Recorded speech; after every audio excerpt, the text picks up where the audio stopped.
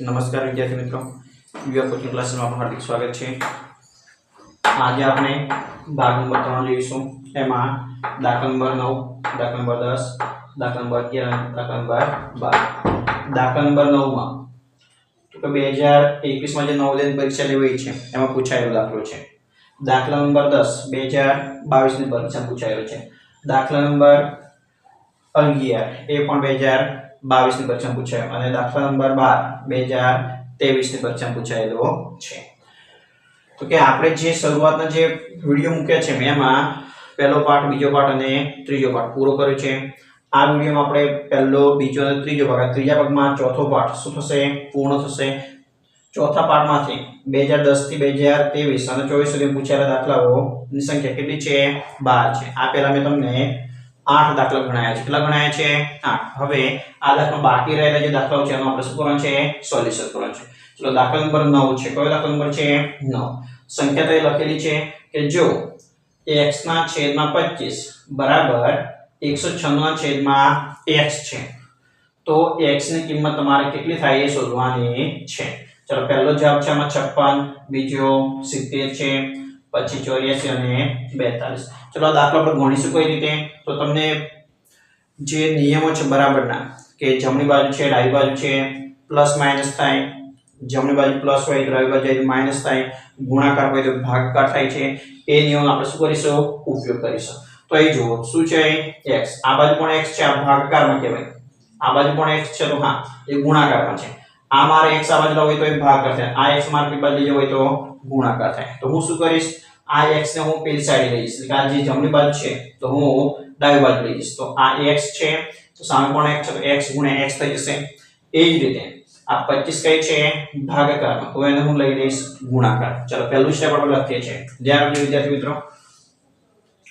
તો કે પહેલા સ્ટેપમાં આપણે આ જે x છે એ x ને હું આ સાઈડે લઈ લઉં છું તો x ગુણ્યા x, તો આવું લખાય x ગુણ્યા x, x ગુણ્યા x બરાબર અહીં કેટલા છે? 196। આ ફરી ભાગાકાર કહેવાય, કઈ બાજુ છે? તો ડાબી બાજુ આપણે લઈ જવાનું છે અને જમણી બાજુ। જો ભાગાકાર હોય તો જમણી બાજુ જાય તો શું થઈ જશે? એનો ગુણાકાર થાય। શું થાય? ગુણાકાર। તો સામે કેટલા છે?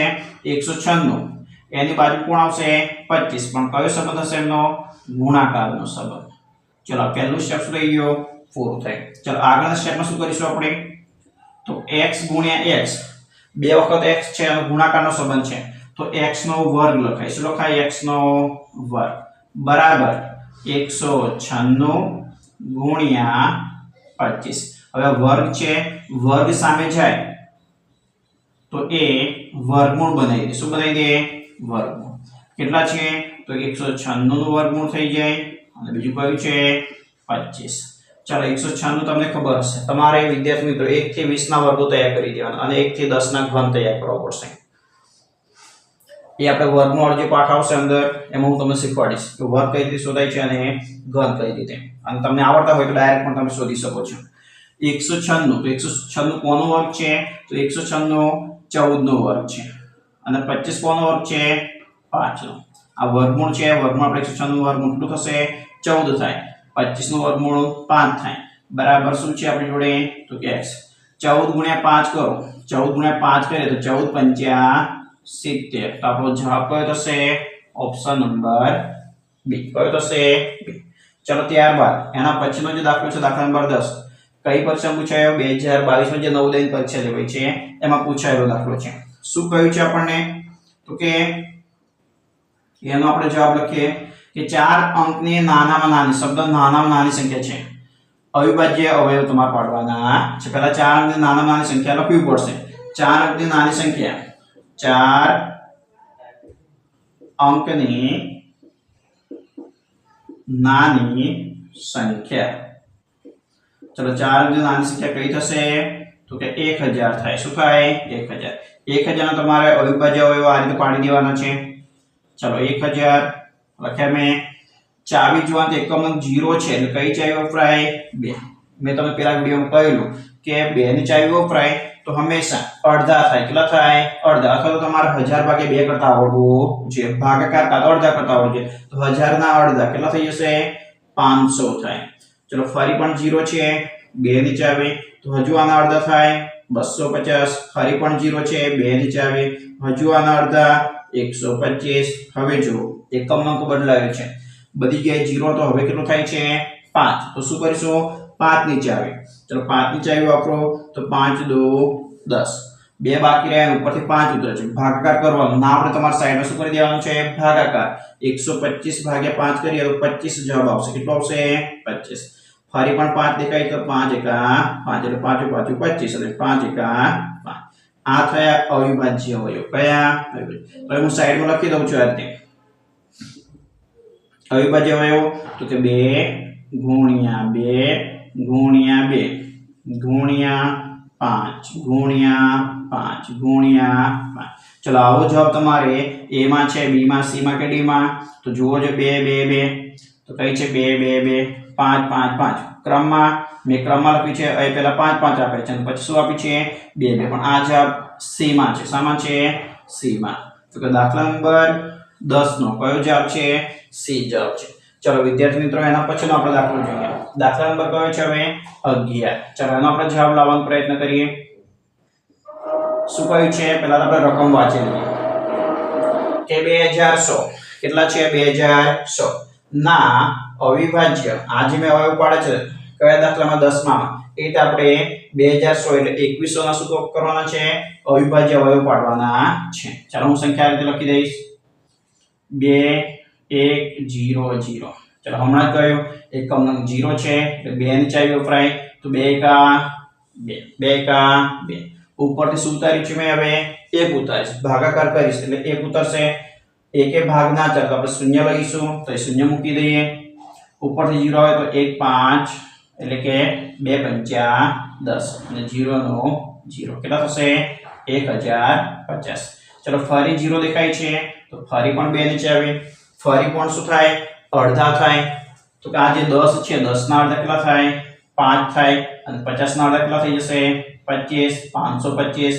ફરી એકમ નંગ 5 છે તો 5 ની ચાવી વાપરીએ 5 એકા 5 ઉપરથી 2 ઉતારીએ ભાગ ના ચાલે 0 ઉપરથી 5 તો 5 5 25 કેટલા થશે 105। ચલો હજુ પણ આપણે 5 ની ચાવી વાપરીએ 5 2 10 અને 5 એકા 5। ચલો હવે 2 ને ના વપરાય તો 3 માં શું કરવાનું છે તમારા અંકોનો સરવાળો 2 ને કેટલા થાય 3 થાય તો 3 એ 3 નો ગુણક છે તો હા તો 3 ની ચાવી વાપરી શકાય તો 3 7 21। 7 કેવી સંખ્યા છે વિદ્યાર્થી મિત્રો તો કે અવિભાજ્ય સંખ્યામાં એ જ સંખ્યા લખવાની 7 એકા 7। હવે તમે જવાબ ચેક કરી લો 2 2 5 5 3 7 ચલો 2 2 2 2 છે 5 5 પણ છે 3 અને 7 પણ છે તો કયો જવાબ આવશે આપણો જવાબ નંબર સી કયો આવશે જવાબ નંબર સી। ચલો ત્યારબાદ શું કહ્યું છે આમાં તો દાખલા નંબર 12 જોઈએ હવે પહેલા રકમ વાંચી લઈએ જો 3 ક્રમિક સંખ્યાઓનો સરવાળો કેટલી સંખ્યાઓ છે 3 ક્રમિક એટલે એક પછી એક આવતી હોય દાખલા કે 5 5 પછી ક્રમિક સંખ્યા કઈ આવે છે 6 6 પછી 7 એવી 3 ક્રમિક સંખ્યાઓ કેટલી 3 અને એનો સરવાળો કરીએ તો કેટલો થવો જોઈએ 15 થાય તો વચ્ચેની એટલે વચ્ચે જે સંખ્યા આવશે એનો તમારો વર્ગ શોધવાનો છે। ચલો આપણે 1 થી શરૂઆત કરીએ આવું લખું 1 પછી આની ક્રમિક સંખ્યા 2 અને પછી 3 ચલો આનો આપણે સરવાળો કરીએ 2 ને 3 ને 2 5 5 ને 1 6 થાય ચાલો કરવાના કેટલા છે 15 એટલે ના ચાલે 2 થી શરૂઆત કરું 2 3 4 4 ને 3 7 7 ને 8 ને 9 થાય છે આપણે લાવવાનું કેટલા છે 15 ચલો 3 થી શરૂઆત કરીએ 3 4 ને 5 5 ને 4 9 10 11 ને 12 15 કરવાના છે આપણે 4 5 અને 6 6 ને 5 11 11 ને 4 કેટલા થઈ ગયા વિદ્યાર્થી મિત્રો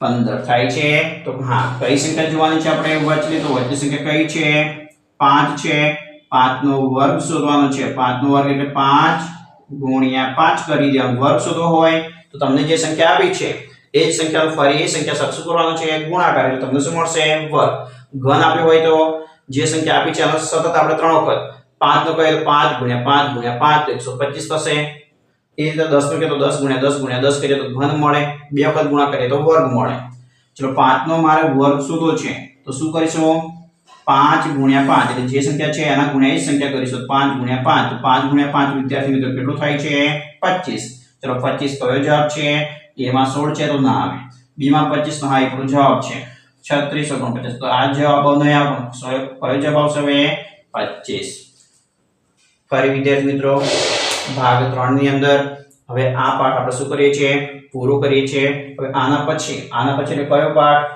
પાઠ નંબર 5 આવશે 5 જે પાઠ છે એમાં જે પૂછાયેલા જે દાખલાઓ છે 2010 થી માંડીને 2024 ની જે નવોદય પરીક્ષા જે લેવાઈ છે તો એ સુધી આપણે દાખલાઓ હવે સોલ્યુશન કરવાના છે 1 થી 4 પાઠનું સોલ્યુશન હવે આજે શું થાય છે પૂરું થાય છે 1 થી 4 પાઠ તમે કમ્પ્લીટ જોઈ લેજો કોઈ દાખલા ના કરો મને કોમેન્ટ કરજો તો હું ફરી વિડિયો ફરી બનાવવાનો પ્રયત્ન કરીશ પરીક્ષા હવે ધીમે ધીમે નજીક આવશે તો સારી તમે તૈયારી કરજો ગણિત ઉપર આકૃતિ તમને આવડશે ફકરા પણ વાંચતા આવડશે પણ ગણિત ઉપર તમારે ભાર વધારે રાખવાનો છે કેમ કે છોકરાઓ ગણિતમાં દાખલાઓનું અમુક સોલ્યુશન થતું નથી ચલો આટલા સુધી આપણે રાખીએ છીએ જય હિન્દ અસ્તુ